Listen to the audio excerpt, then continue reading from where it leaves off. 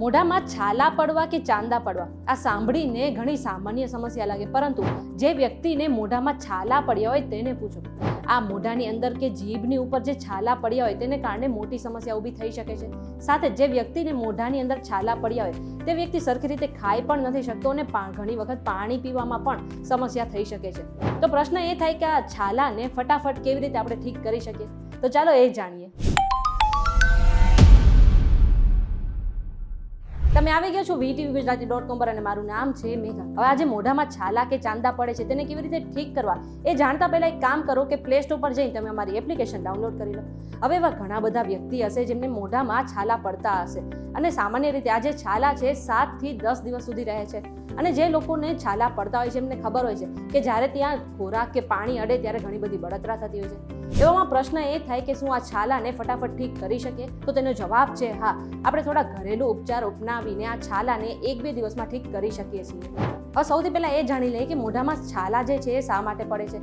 તો જે વ્યક્તિને પેટ સંબંધિત સમસ્યા હોય, એટલે કે જે વ્યક્તિનું પેટ સાફ ન હોય એમને આ મોઢામાં છાલા પડી શકે છે. આ સાથે જ જો તમારી અંદર વિટામિન B ની ઉણપ હોય, આ સાથે જો તમને એસિડિટી હોય, તમારું હોર્મોનલ ઇનબેલેન્સ હોય, અથવા તો જે તમારા પીરિયડ્સ છે એ અનિયમિત આવતા હોય તેના કારણે પણ તમારા મોઢામાં છાલા કે ચાંદા પડી શકે છે.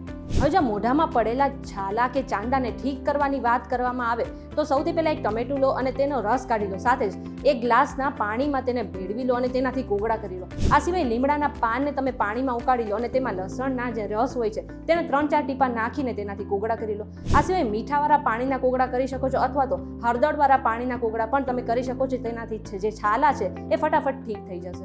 આ સિવાય જે મધ હોય છે તમે તેમાં લીંબુનો થોડો રસ ઉમેરીને એક પેસ્ટ બનાવો અને તેને છાલા પર લગાવી શકો છો. આવું ના કરવું હોય તો તમે ઇલાયચીના થોડા ટુકડા લઈ તેને ક્રશ કરીને તેની અંદર થોડું મધ નાખીને પેસ્ટ બનાવીને છાલા પર લગાવી શકો છો. આ સિવાય જો તમે દેશી ઘીને પણ રાત્રે આ છાલા પર લગાવીને સૂઈ જશો તો સવાર પડીએ છાલા જે છે ગાયબ થઈ જશે. આ સિવાય તમે વિટામિન C થી ભરપૂર ફળો ખાઓ અને શાકભાજી ખાઓ. સાથે જ પુષ્કળ પ્રમાણમાં પાણી પણ પીઓ અને પૌષ્ટિક આહાર લો. અને ધ્યાન રાખજો, જ્યારે મોંમાં છાલા પડ્યા હોય ત્યારે તીખું અને તળેલો જે ખોરાક છે એ ન ખાતા. આ બધી જ માહિતી અમે રિસર્ચ દ્વારા એકઠી કરી છે. કોઈ પણ સ્વાસ્થ્ય સંબંધિત સલાહ માટે તમારે ડોક્ટરને જરૂરથી મળવું જોઈએ. આ વિડીયો તમને કેવો લાગ્યો અમને કમેન્ટ કરીને જરૂરથી જણાવજો. જો આજના વિડીયોમાં તમને કંઈ પસંદ આવ્યું હોય તો વિડીયોને લાઇક અને શેર કરી દો. સાથે જ અમારી ચેનલ VTVGujarati.com ને સબસ્ક્રાઇબ કરી લો. આ સિવાય દેશ દુનિયાના સમાચાર મેળવવા માટે તમે અમારી WhatsApp ચેનલ સાથે જોડાઈ શકો છો.